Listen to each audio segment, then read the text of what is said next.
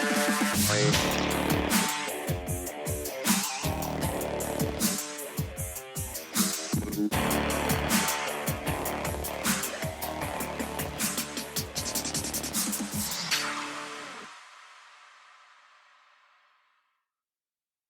want to start off with a reminder that we are not doctors. Before you make any changes or try something new, always consult with your doctor and medical team first. Chronic illness can vary from patient to patient, so it's always best to consult with your own doctor for what is best for you. Hello and welcome to I Be Determined. I'm your host, Mason Harvey, and I speak from the role of a patient, and I have Crohn's disease. And I'm your other host, Michelle Harvey, and I'm Mason's mom, and I also speak in the role of a caregiver. And today we're going to kind of conclude what we were talking about last week and let you guys know how everything worked out with our appeals for Mason's treatment. We are looking fairly happy. So, But that's just a trick, you. Yeah. And so, we're going to discuss that. But I think we also wanted to do something where we really want Congress to hear this. We have had a lot of people mention that this would be a great thing for us to do, to speak about, to testify about, what he's gone through, because it's not just Mason, it's so many people. It's a lot more people than just us. Yeah. And, the main thing is to let doctors make decisions for their patients. Simple as that. And I'm really hoping, somebody will listen to this that may have a connection. And even if you don't, maybe you're going to learn something and you'll feel compelled to speak out as well. Yeah, and help. And yeah. So, we have reached out to a U.S. representative and to see if they can help, but I'll go there in a minute. I kind of want to see do you have any updates or anything you want to talk about before we get started on all the important stuff here? I'm 16 now. Yeah. You had a birthday? Yeah, happy birthday. Yeah, congratulations to that. Got a 3D printer. Yeah, I got a 3D printer. Yeah, thank you, Grandma and Grandpa. Thank you, Grandma and Grandpa. I got a 3D printer. Already printing some cool things with it. Have some plans for other things too. Yeah. Got to stay at Disneyland. Yeah, for we did. a night at the Grand Californian. Yeah. Very cool. Gonna be done with school in a few weeks. Yeah. Yeah. College is still painfully on the grind, but we're almost done with it. 3 more weeks, I think. Yeah, but it's gonna be a fun 3 weeks. Yeah. Well, full 3 weeks, I guess. Counting down. I mean, and this is gonna be it for your high school career. So that's the good news. Then on to college. Yep. So we have he's entered, hoping to get 3 different scholarships. Or not. I mean, it'd be great to get all 3, but I think we're even happy just to even get 1. Yeah, that would be good. I don't know the chances, but we figure you gotta try, because your chance is definitely 0 if you don't try. So you don't know until you try. Right. You have a chance. Yeah. So that's a good thing. And so I guess one of the important announcements we're gonna have today is that, we won when it came to Mason's treatment. Yeah, treatment battle. Yeah. Treatment between doctor and insurance for some reason. Yeah. And pharmacy. Pharmacy, but everyone's pharmacy confused. Just jump in. I mean, it was like you talk to the pharmacy and oh, it's insurance making us do this. But the doctor's just like, he needs it. And pharmacy's like, it's insurance. And insurance is like, it's pharmacy. Right. And insurance is like, no. It's you. And pharmacy's like, no, it's you. Yeah. Basically, it felt like a lot of finger pointing. We were going in circles. And, ultimately, the good news is we won. Yep. So that's good news. But there definitely, every year, there's a war with There's always more. So. You know that. Yeah, it doesn't. Especially when you're on 2 biologics, it's twice the amount of fights sometimes. And so basically, we had 2 appeals that we had asked for Mason to please stay on his current treatment and not make a switch as requested by the pharmacy and insurance. Not the doctor. Yeah, and the doctor, because the doctor opposed it. This wasn't something that she was okay with either. Now, if the doctor was okay with it, it would make sense. But when the doctor says no, they need to stay on this. Okay, well, insurance just says, well, that goes over my head. The doctor does not know. Yeah, well, they know that the doctor knows, but what they care about is money. And they pretend like they don't know. Yeah, so they'd rather just, just that. And that's the problem. You have, humanity and you have financials. That's where this kind of comes down to. At the end of the day, you need both. Yeah, you can't run a world without either. You need. It does. It's true. You need a monetary system. You need money, but without humanity. you wouldn't have any of those things. Right. So it goes hand in hand. And, we're going to probably talk more about that towards the end of the podcast because that's something that's very important to discuss in all of this. And, because we're going to reach a resolution or try to, we have to look at both sides and you have to look at what both challenges are facing because it's easy just to be mad at insurance. But the idea is to find a resolution, and too many people focus on being angry at one and just going after that. And it's like, well, what if we can work together? Yeah. If you're just going to be angry, you're just burning bridges. You're not going to get anything done by just being angry. I mean, while it's hard to not be angry, it can give you motivation. Yeah, being angry can give you motivation. You can't just say, I'm angry at insurance, so that's not going to do anything. You actually have to have things to back it up. You have to stay calm. Which is why it's important to consider both sides. If you only look at one side to argue your point, you're going to miss where they're going to argue back. So, yeah, exactly. It's important. So it's important to hear both sides. All your points. And so we basically, after the 2 appeals, were both denied. We thought we were going to be doing a peer-to-peer. That's usually the next step. But in this case, we could not. My husband, he works for Costco, but he's part of a union through Costco. And because of that, we could not do a peer-to-peer. We had to do an IRO, which is like an external review. And the scary part with that was that the outcome would be binding. If we had to agree to whatever it was. And, because it was at a federal level, this went to a federal level. This was not state, it was at a federal level. And, we were nervous because if they didn't listen to us before, we were like, well, are they going to listen to us now? But what they do at the external review is they brought in somebody who didn't have interest in either party. They were a pediatric GI, and they agreed with us. Everything we had been arguing, they agreed. And so they overturned the denials to our appeals. Can't really say no to that. No, they can't. No. This was binding between both of us.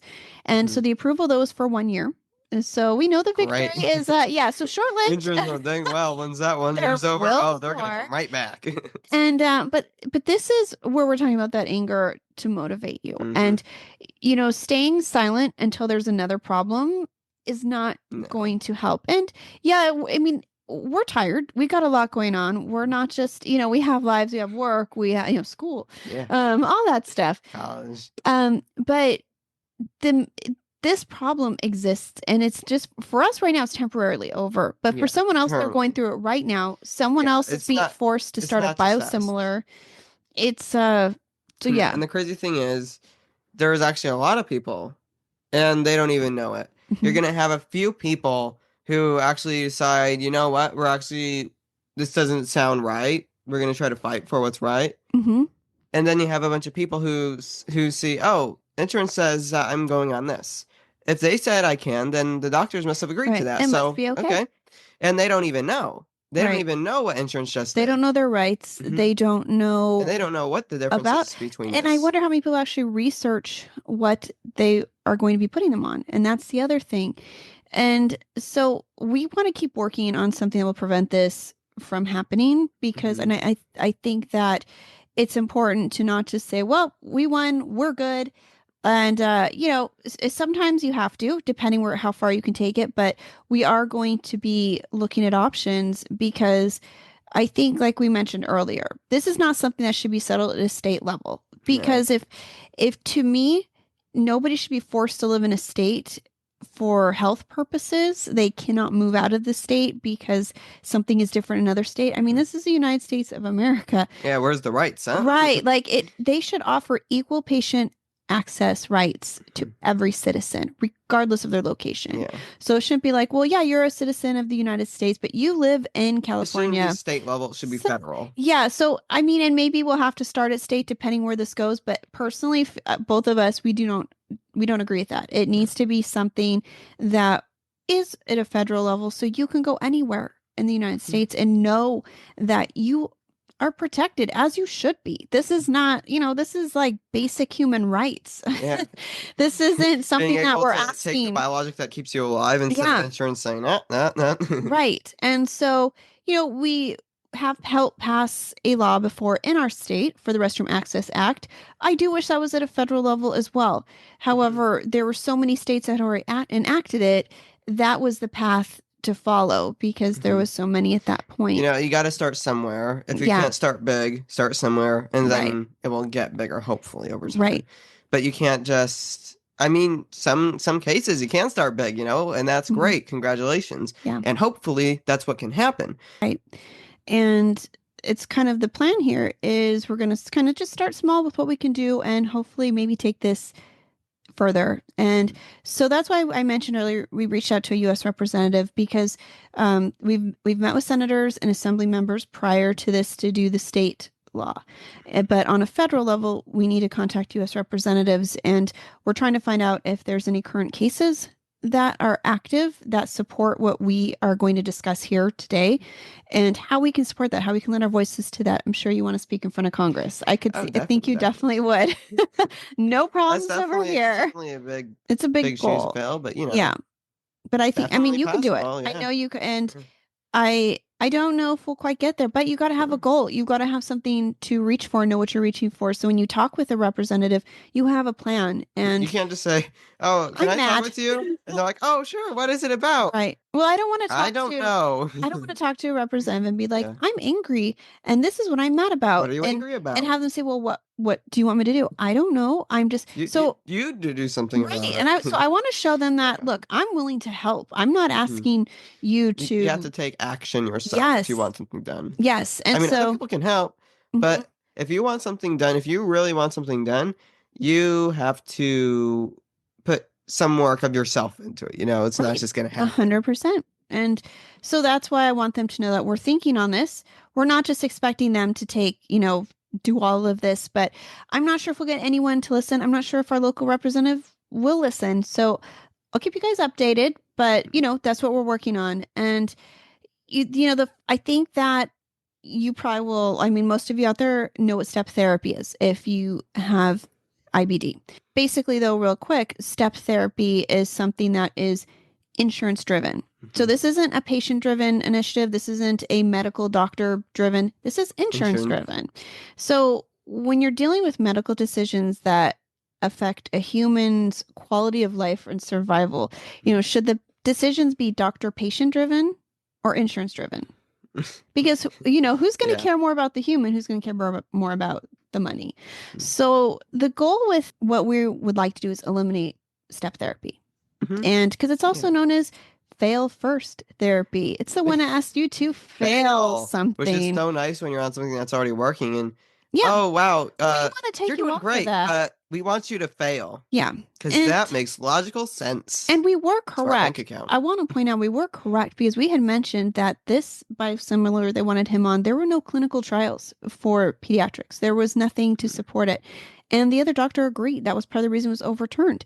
How many people do you think Don't realize when know they that. agreed to a biosimilar, it's not FDA approved No. for kids. It hasn't been clinically tested on these kids. And so these are should be very big decisions, but they don't tell you that part. Mhm. So, I think the idea with asking patients to try something and fail something needs to be done away with. Definitely. I think if your doctor wanted you to try and fail something before they give you You what they knew you would would probably be work, very angry. you would be like, well, why don't you just give me what works? Well, because that's expensive. We want you to try and fail this first. And then who's gonna get blamed there? People are gonna be like, "Well, this doctor's Right. awful, Would you go this to that doctor wants me to doctor? be hurt." No, Right. but when it's No. insurance, Right. get a free pass. Yeah. Get a free pass to just, Because take money. the best person, and with Dr. B, with your doctor, Mhm. the best person that's going to know exactly what you need or what a patient needs Is your is your doctor. doctor. Probably not insurance. No. I mean, insurance has, Their interests are several. slightly different. And Yeah, they're more into money than yeah, but I mean, someone I else. think there is a Just part of you. this with insurance where you can appeal to that financial side and show them the problem still that this is causing and costing them ultimately. That's still going to Mhm. cost them. If you fail something, you have a hospitalization, Yeah. So Then anyways, they're paying how much for mhm, that hospitalization, because they messed you up. right. Now So they're accountable. I'm assuming that they do have some kind of calculations to show the ratio, but still part of it. So one of the things, and this one of the things this is one of the things that his doctor had mentioned is, so ethics, that's a big deal when you're talking about medicine, you're talking about treating patients. And, ethics, in my opinion, is really called into question because insurance isn't making the best decision for the patient. They're making the best decision financially. So, like in Mason's case, if with what they just asked us to do, basically, he's on a treatment that works. They wanted to put him on something and see if it worked. And if he failed it, then, maybe he can go back to it. Maybe. So the ethics in that is they didn't make the best decision for Mason. They made the best decision for themselves. And insurance has something to gain while doctors do not, and patients don't off of this step therapy. What they're trying to get out of it is to live, but right. Well, you don't have anything to gain off the step therapy. No, you don't get anything out of step therapy. No, but you do have a lot to gain by being on the correct medication that a doctor. You get your life back, you get time back, and you get to live your life back. And so, the other thing is some people assume doctors get kickbacks or incentives, and I agree. I don't think our system that we're, at the Children's Hospital, they're not doing that.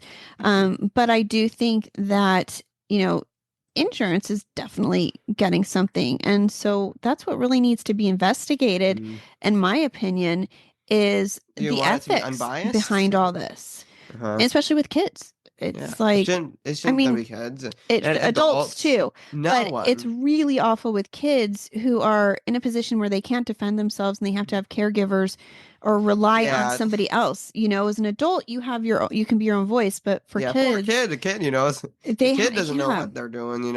It's really messed up. What does insurance mean? I have to fail this. I have to go on what sites to find all this information? Yeah, I have to become an expert and professional and all these things. And so for this reason, insurance, they should not be a part of patient care. It's a conflict of interest, in my opinion. It's a definite conflict of interest. And, asking patients to try and fail less expensive medicine that a doctor is saying, I don't recommend this. My patient could catastrophically fail. And they're like, oh, that's okay. We still want to try it anyways. That's cool. Thank you for telling me. But it's like, no, this shouldn't be a thing. And even the stress on the patients and all these things. And so I get that cost is definitely an issue. Like, I definitely think we know expensive, that, right? Like $1 million a year. Yeah. So that's, definitely is expensive. We can't blame them for not being happy that I'm on it, but which that's a whole different podcast. We could talk about, we could really go into that as well. And so it's a problem and someone has to pay for it. And but the bottom line of this podcast, what we're looking at right now is what is best for the patient and what is best for, with throwing out all the noise, throwing out the financial costs, at the very end of the day, what is the best for the patient, this human being? And I don't know how to get there. That's something else to talk about because on another podcast. I don't have all the answers, but I think the biggest answer is you do treat humans with, decency, with kindness, and tell them not to fail something. Right. You don't set them up. It's like a punishment. Right. So basically our proposal is a simple one. It's just eliminate step therapy, right? This sounds really easy, and I don't know at what point, I'd have to, like, another podcast, but I'd have to look up when step therapy came about, how it came about, and look at those reasons, because we need to understand the reasons it became a thing. I think to fight something, we need to understand why. Yeah, we need to understand why, because currently it seems like it's absolutely useless, and there's no reason for it. But why was it made? There has to be some reason. There has to be a good reason. Yeah, who's the person that's like, you know what? It's a good idea to make someone fail something. Right, to save money. And then let's cross our fingers and hope they don't. And cool if you don't, but why would anyone want to take that chance? Like, I wouldn't. No, that was your kid. I'm pretty sure. No, you would not. So, the simple thing here, get rid of step therapy. And if a doctor prescribes a treatment, that patient gets the treatment. Yeah. That's a doctor should be able, the doctor is and should be able to give a kid or any patient a treatment, because they did the research. They know that person more than insurance. I don't think the insurance ever did a colonoscopy. But even insurance didn't even understand. They had recommended all these different classes of drugs that, they said that Mason hadn't tried and failed. It was like 9 drugs. Yeah, And there were different classes. Like, They're not the same kind. no, and it's They like you don't use the can't. same cells, the same Right. So it's like tactics. this is like it's like apples and oranges. You Hmm. can't compare that and say he has what? It's like, but he's in this class of a biologic. Why would he need to like so anyways, confusing stuff, right? It's like if someone has an iron deficiency and you're taking iron, right? Okay. Hmm. Uh, yay, my iron levels are coming back to normal. Well, trying Yeah. at least. And then insurance says, you know what? You gotta take um vitamin D. I Right. mean, okay, well, vitamin D will help with iron But it's input, but right. it's not iron. Right. It's not the same Hmm. thing and No, not it's the not the same same way. thing. So And it's not going to help the s- same way.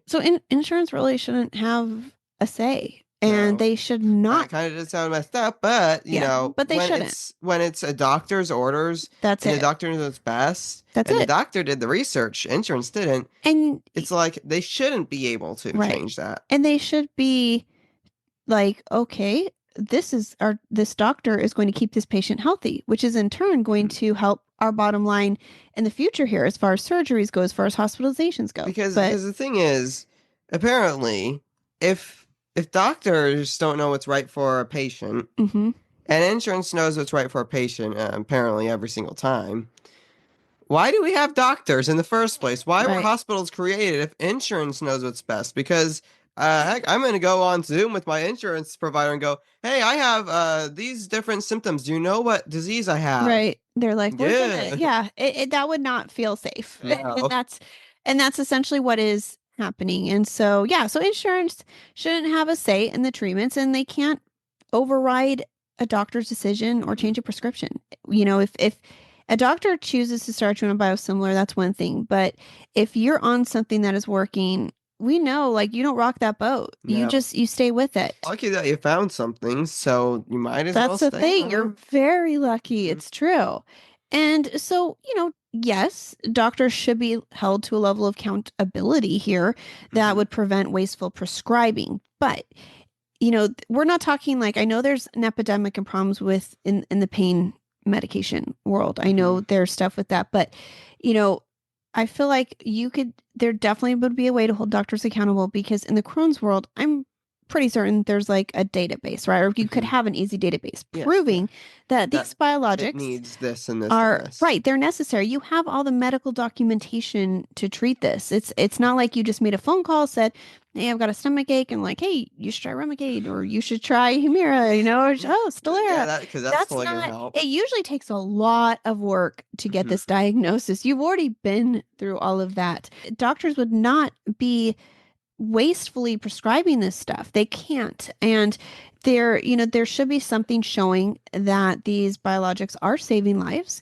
Mhm. They're preventing hospitalizations, Yeah. preventing surgeries. They're preventing comorbidities, because there's a lot of offshoots of this disease when it's not controlled. Yeah, Anemia, low anemia, bone density. iron deficiency, Um, malnutrition, things right. like that. But another thing is to make sure a drug really works, like a biologic, of course, Hmm. it will take 3 months to Yeah. more, 9 months. It Depending. takes Yeah. quite a long time to make sure that biologic is working.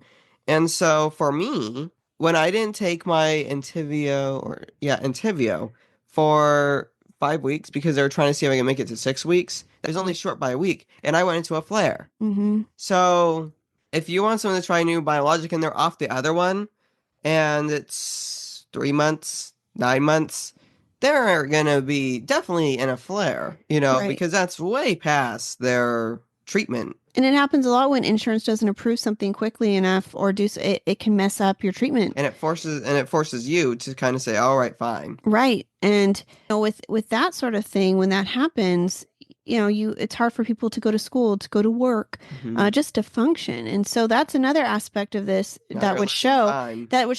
it's not wasteful prescribing because you're helping these people feel better so, they can function outside of disability. They can work, they can excel at things and have a chance to regular life just like anybody. They should be given the same rights and that same Yeah. opportunity in America. And then you're gonna go into a flare or bad flare, then you're gonna be hospitalized and you're like, dude, please just let me go on the other one. Insurance is gonna go, oh man, I see that you're really sick right now, but there's still one that you haven't tried yet. Yeah.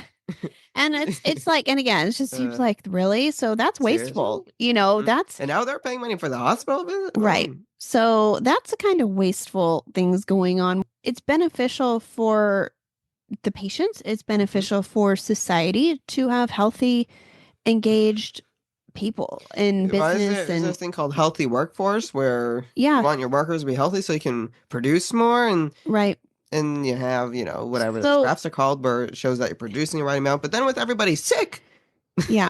I'm pretty sure it's not going to look as good, right? And so that's the other, aspect that I would hope is being looked at here is that you're costing way more in the long run. It's affecting society on a whole another level. And I Hmm. don't think they're really thinking about that. It's like, oh, it's a sick person. Yeah, well, the sick person It's only one sick is person, right. but when you start to It's do it to millions, everybody, and we're because it's not just IBD. I know other people facing chronic disease are also going through these challenges. Mhm. And so it's like, no, I think we should want these people as healthy as possible so they can be contributive members to society. we have these health problems that slow us down, and we're having a harder life. Yeah. But you still don't deserve that. You don't Mhm. deserve to feel better because you were born with a problem Right. And you're too that wasn't your expensive. fault. So Yeah, yeah, it's too like, expensive. Yeah, throw them out. and and one of the other things, and I think this will probably end up being another podcast Mhm. in itself. But we kind of mentioned this the last 2 weeks ago when we talked with you guys, is why were we so concerned when insurance wanted to switch Mason from a biologic to a biosimilar? And I know some of you listening are probably thinking this shouldn't. Maybe they would have just taken it, accepted it. They would have been like, we wouldn't have fought, but you probably wouldn't have known to fight. That's the thing. Because I mean, It's if I wasn't as educated as I was about biologics and all these different if we didn't things, do a yeah, podcast, you might not. yeah, and if we didn't do a podcast, I'd assume that if it was just me, I'd kind of assume, Yeah. oh, they're gonna put me on this, so I assume that my doctor said, all right. Well, and it also Mhm. said in the letter that not to worry. This Mhm. is safe and effective. It's been Yeah, okay, proven. that's safe and effective. But wait, oh yeah, it was proven? Yeah. Why are they saying it's safe Yeah. and proven when it's not FDA approved for kids and it Right. hasn't been tested on And so that's kids? the thing. It's like maybe this letter you want to send to your adult population, but this letter is not For fitting kids. for pediatrics. Even then, that's still messed up for adults. You don't want to Right. make You these should adults still have fail. a choice. And Yeah. because and Being this a kid doesn't give you more rights than being an adult. no, and this is something that affects both of you guys. And so I might have this wrong, and this is something I want to research more and do another podcast on. But the clinical studies that they're using to get these biosimilars approved, they're not, from what I could find, they're not conducting studies on all the conditions that the biosimilar covers. Okay, so with the two they recommend with Mason, because I went to the clinical trials for these and I studied these. And again, we should not be having to do all this, but this was important to me. I wanted to look at it because it's like, all right, they say, why is the FDA saying one thing and they're saying this? And so one of the biosimilars that they recommended had a clinical study of 509 patients. 509. 500. That's it. That's it. And how you know many what they people had? there? Do you know how many of those had Crohn's disease? None. Oh. That was just for plaque psoriasis.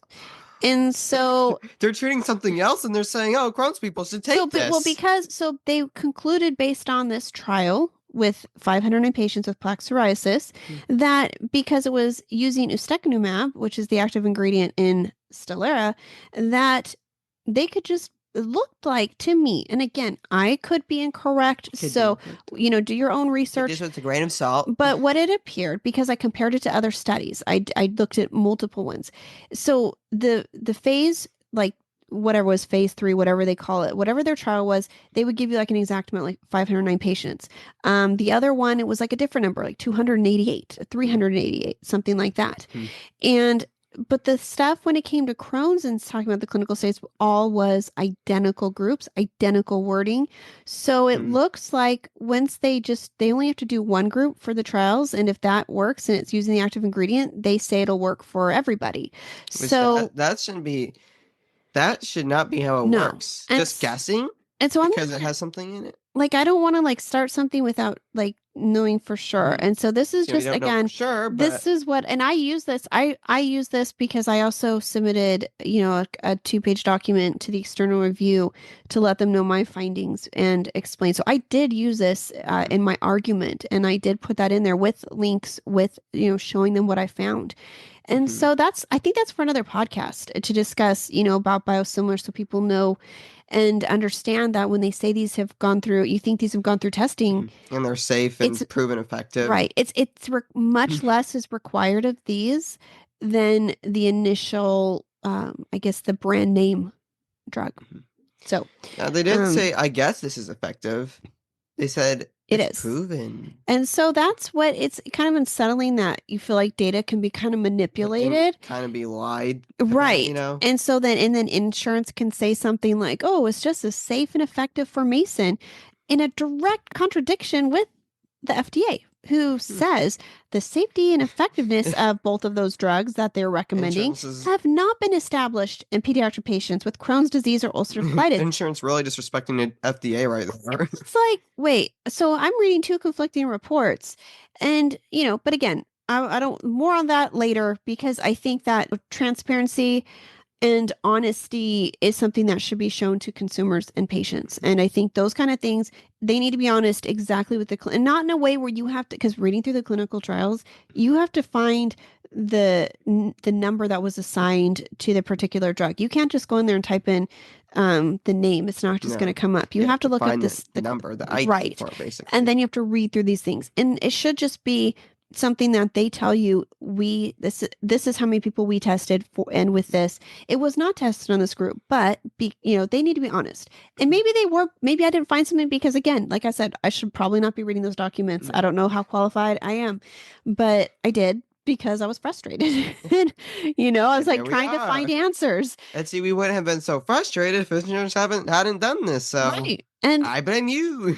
which kind of leads me to the next point, uh, that no parent, no child, no adult, no patient should have to become an expert at pharmacy law, FDA documents, understanding clinical trials, What was that? reading between medical lines, and spending hours calling in circles between insurance, the health solutions end of it, pharmacy, and and your doctor should not have to spend these multiple hours that are extremely precious where they could be treating Something another else patient. and helping them, saving a Right. life. Yeah, that's what they should be Insurance doing. bats an eye to that. The other kids costing money. So we are concerned about the parents who receive a letter from insurance and trust it, like we Mhm. mentioned, and go, okay. Okay, well, if insurance Um, said so, right. we trust insurance. They must have talked to our doctor, Well, right? especially when they quote things Right. and say something is safe and effective. And then sometimes you have, an overworked doctor who has Mhm. too many patients, is exhausted, and doesn't have or want to take the time to appeal Mhm. And multiple they're just gonna go, okay, go ahead. cases. They have to write all these letters and do Yeah. all this stuff. And then they are missing time on everything So some else. doctors might just say the biosimilar is fine because you know And what? that's how insurance gets their way. Yes, and that's what they're used to. And in a lot of cases, not to scare anybody, because the biosimilar may be just Mhm. fine. That's the thing. Like we're just talking about. I don't care if there's that 1% Yeah. risk that it's not. The I thing don't do is, that. a biosimilar might work. Insurance got its way. You are doing fine on this biosimilar. It's cheaper. Cool. The thing is, a biologic doesn't last forever. It's not like it's going to help you Yeah, in most for, cases. In most well, cases, yeah, yeah. in most cases, it's not going to last forever. Hmm. But if something's already working, I mean, I can understand if someone is trying this, trying this, trying this, it's all not working. Insurance goes, try this. Okay, sure. Hmm. But if you have something that is working and it's gonna last 20 years or maybe a little bit longer, it's not gonna last forever. You want to stay on that as long as you want, but then they tell you to go off of it. Now there's a chance of building antibodies. And so you have to fail something else to go back to it. By the time I go back to it, it might have antibodies. I might have built up antibodies to it, and I may not be able to go back on it. Right. I mean, they say it's the same active ingredient, which is ustekinumab. So technically, they're saying Mhm. you shouldn't, but technically, there's a chance any of these things could happen. Technically, there's a chance. Right. Technically, we're not saying. We're not a doctor might be listening to this and disagreeing with this. Yeah. A scientist might disagree with this and say, well, no, it's the same active thing. You're not going to build up antibodies. Opinion, That's and maybe okay. have more proof to back that up. Right. But when we're not sure about how this I works mean, we're not even doctors. And what did it say? We're not supposed to be medical experts right. to help Right. support why No. I need it. But no, here we are on But this it's like podcast. Mason's basically saying you don't want to take a risk No, at creating that antibody or creating a chance where you can't go back on your original because one. now you just wasted a biologic. Right. So it's better to just exhaust what you're currently on and then make decisions based on that afterwards, in our opinion. That's Yeah, what, that's our opinion. And so kind of back to step therapy, because I think we could keep going on. We'll say that for another podcast. But I'm guessing that the time and waste that even goes into this whole step therapy thing is like probably in the billions. It could be millions, but this is my guess. I don't have any basis for this, but it just seems to me that the financial costs alone for a failing patient would be staggering. And if people are failing and they're getting sick and causing damage that's going to require future surgery, it might cost them work Yeah, time. you're losing intestines, perhaps. Yeah, you're going to lose. And And do you want to remind how much? Do you want to remind insurance how much a hospitalization is again? Right. And having the loss of a body part, isn't something that anybody should have to be faced No. with because insurance wanted to, be a guinea pig and like, let's see what Insurance is like, happens well, to you that on was your this. fault. You didn't react to it. Right. And so I mean there's multiple ways that the cost to this could be very expensive to me. And then, just the back and forth and the people are required, hiring people for external reviews and the cost for appealing and all this, like this all because of step therapy. There's also the mental health that emotionally draining. right, that needs to be factored in. Anxiety, stress, and therapy is now going to be needed. And not only for patients, for caregivers too, and for the kids. It's excruciating to go through this kind of thing. And it's like, and to me, it's like all this could be avoided if when the doctor said, my patient needs this, you get them what they need, you put them on it, you avoid a flare, you get them out of a flare, you do it. Hey, so it's just like this endless loop that we're currently in, which is, arguing between the doctors, the patients, caregivers, insurance. It just costs people in multiple ways. And, there to insurance, it's like, oh, we're going to save some money, but a price is paid. And that's usually paid by the patient. Yeah, paid by the patient, Right.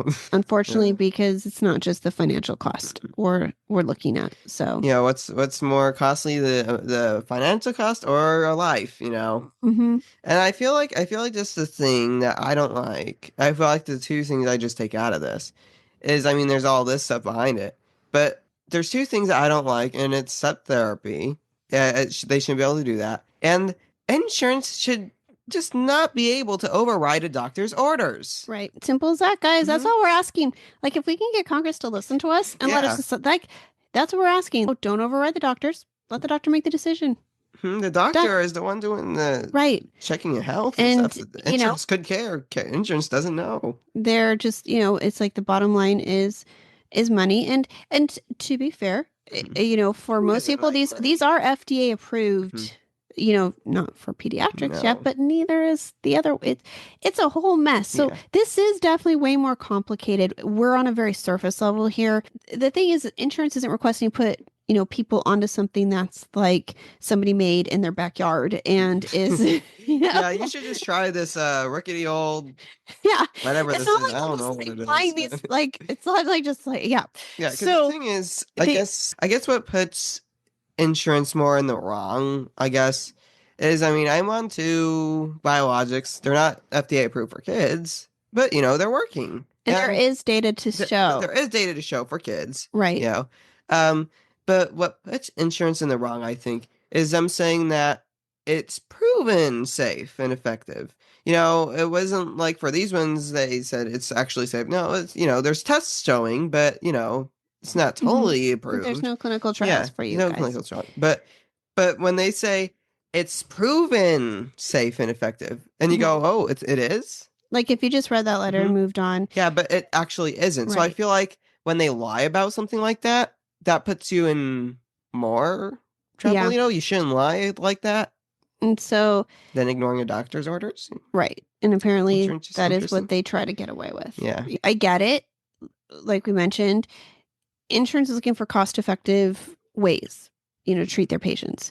And so the financial side of me understands that. I mean, we can understand that. Yeah. Everyone's always budgeting, so it makes sense that insurance would budget too. And these treatments are expensive. Insurance is not going to like them. Like No. Mason mentioned, it's over $1 million a year because, one of his injections, I looked at it before, it had a $35,000 price tag on it. And then his infusions are in the $43,000 range. That's not the cost of biologic, but that's the cost to infuse it, chemotherapy process. At face value, that's around $78,000 every 4 weeks, which is over $1 million a year. The thing is, insurance does negotiate a lower rate. So we're seeing that number and they are getting a percentage of, they're not paying that full amount, but it still is expensive. So it doesn't matter. They would still love to get that number a little bit lower. Even lower. Who wouldn't? Right. I'd like to see a future where insurance isn't, I guess, also being charged exorbitant amounts for these treatments. I'd like to see where the negotiated amounts, things are, that's where it starts. And maybe pharma can help out instead of offering us copay programs, offer those copay programs with work with insurance. Don't make, because it's also like this big mess, and we deal with this all the time. It's the other thing we've been fighting with Entyvio, their CarePath program. They give us they give us money, so with our insurance doesn't, cover the Entyvio portion of that's out of pocket for us. Entyvio has a CarePath program where they pay the difference. Well, this mess, okay, is like ridiculous. So it's like every January this happens because we're just starting fresh with our health care. And so everything's starting fresh. All the numbers are back to zero. Oh, so then we get a bill from Rady saying you owe $1,800 or whatever it is, roughly. Okay, it's probably like a little bit less than that, but roughly we're just saying $1,800.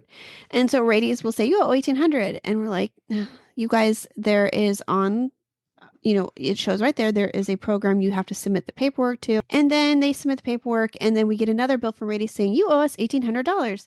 And we call Rady's, and Rady's like, oh, yeah, we sent it, but it didn't get paid. And it's like, okay, all right. So what? So then we call for you to learn. we call the CarePath program, and they're like, oh yeah, and Rady's also sent them the wrong thing, which is for another. That was the other fun thing. And so again, this is our day will be going along. This is all of a sudden stopped with all these phone calls, and this takes hours to get. And we still have school. My dad still has work. I still have college. She still works. Yeah, and it's like, no, this is what we want to do today. Yeah, really. It's a day off. Congratulations. And so then we have to call Rady's back and have Rady's give us an itemized statement.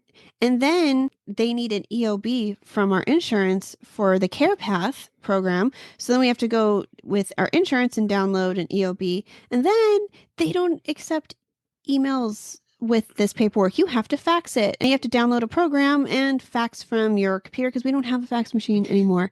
And who has them? So all of this, and it's like, okay, it really, if we didn't have to be involved as the middleman, they could just, insurance would just go to the CarePath program. Like they work together, the pharma and the insurance, and they work these numbers and they make it happen. So we don't ever have to see any of it, and we don't have to go through it. Make it simple.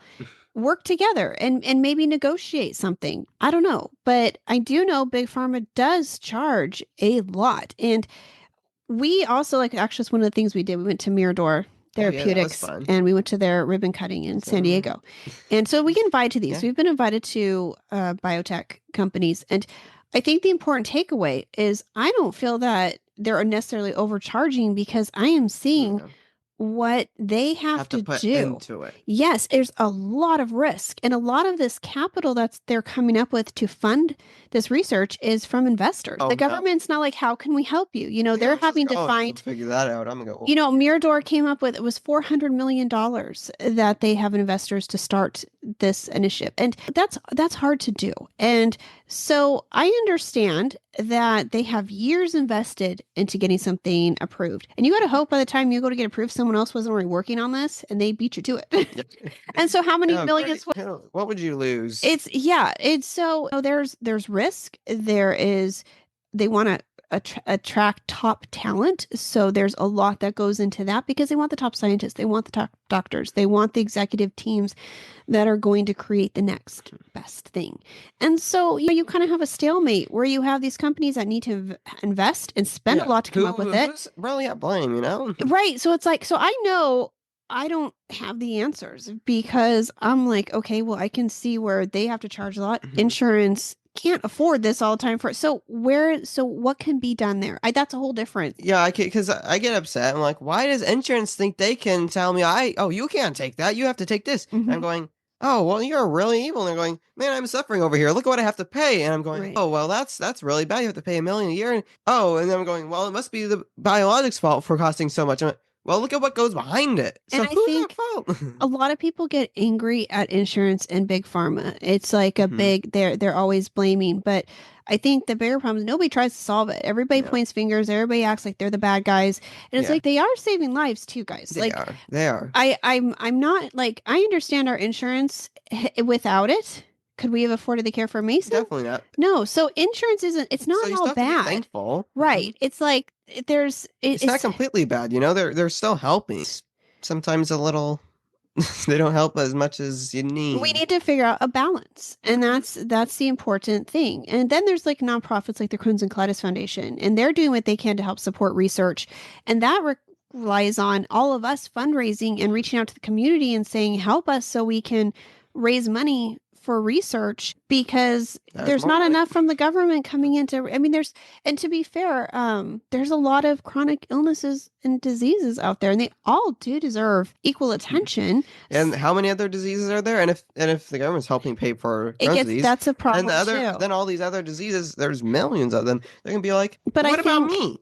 I think a lot of these can almost be combined though in research with autoimmune. There's ways, it's a very complicated thing that's way bigger than our podcast. Oh my God. Again, way more than we're qualified to speak about. But I think it's just important to look at, that we acknowledge we don't know how to fix this. That's not what we're saying, but we'd love to be a part of helping figure that out. And that doesn't mean just because you don't know how to do something, you just give up and you say, well, it seems hopeless. No, there's got to be some answers, because right now the bad part of this is ending up with the patients, and it should not be on the patients. There should just be more care and more time being put into figuring out a solution that works for everyone, but most of all for the patient. It's put a patient first. Patient is the one suffering in the first place because they got a disease. Right. They need to come first, and you make sure they have what they need, and then you guys figure it out. But you guys don't say, we haven't figured any of this out, so we're going to put it on to you now. And it's like, that's not how it should be. You take care of your people. Seems so wrong with what they're doing right now. It seems backwards. Something needs to be figured out. So instead of looking at a teen like Mason, a kid, adult, someone with Crohn's disease is like a financial number.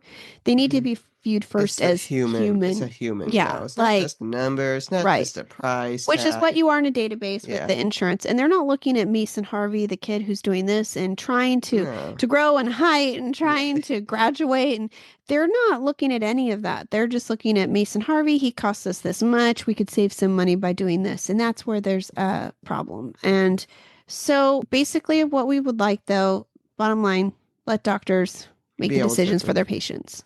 Right? The doctors know best. Let the doctors do their thing. Let the doctors do their work. Let them do it and see maybe how much this will actually save society and save people. And that I think would be and if people amazing. Will actually improve. Yeah. So that's kind of it. Hopefully, you guys learned something from our ramblings and hopefully you didn't just fall asleep 20 minutes. Yeah, but hopefully you guys have learned something. Share your stories, what you've encountered with insurance, and we'd like to hear that too. And so we're not going to give up here. No. This is, we're going to try to do whatever we can. Definitely. To help you guys out there too. So helping is what we do. Yeah. That's why we do this podcast. Yeah. It's not just because we like to hear ourselves talk. It's not just because we like looking at a camera and going, we love just talking to these microphones. It's Brian coming up with episodes. It's like writing a research paper every couple weeks. So sometimes we're able to turn these into projects for him he can use at school and then too. You write them for him. Right. Cool. So now it's 2 for 1.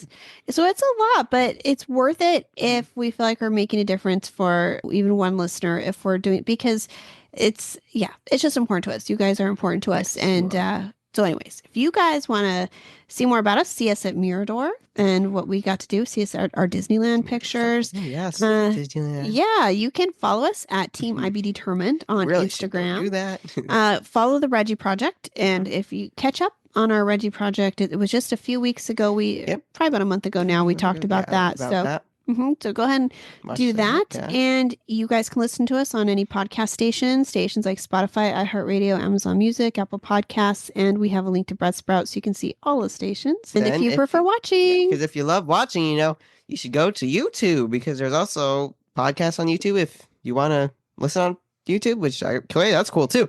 But if you want to watch us too, there's also YouTube videos where you can watch us and hear us. And if you are on YouTube, make sure to like and subscribe. And if you want to be notified every time we post a new video, make sure to hit that bell icon.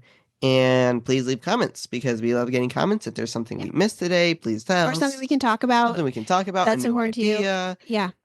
What brought you to this podcast? Are you having insurance struggles? Because we love to hear about them. And if you want to recommend anybody we could contact, if you have an idea and you're like, I'm not sure, we'll do it for you. So you don't have to do it. If you have an idea, tell us. Let us know if there's something, send us a message. Let us know if there's somebody you think we should contact. If you know of somebody working on this that we could approach, we're happy to do it and help you guys out. So with that, everyone, we hope you guys have a good weekend, work week, vacation week, whatever you're doing. Win your insurance battle. Yeah, we hope you're winning insurance battles maybe out there. Maybe they'll be watching us by the time they're in summer break if they're in school, which I don't know. Yeah, maybe watching this while you're in school, but okay. Well, maybe I hope people listen to us year round. Yeah. I do hope so. That'd be good. Yeah. So anyways, guys, hope all you're doing well out there. Mm-hmm. Keep listening. We'll be back in a few weeks with our next episode. Yep. Stay strong. All right. Talk to you later. See you later. Bye. Bye. We hope you will stick around, tune in, and reach out to us with your own journeys. We are excited to give you an inside view of what it takes to be a caregiver and what it's like to be a patient. And most of all, we hope you'll maybe be able to play something you hear on here that might help you in your own life. Sometimes life changes, and it's all about how you handle the journey.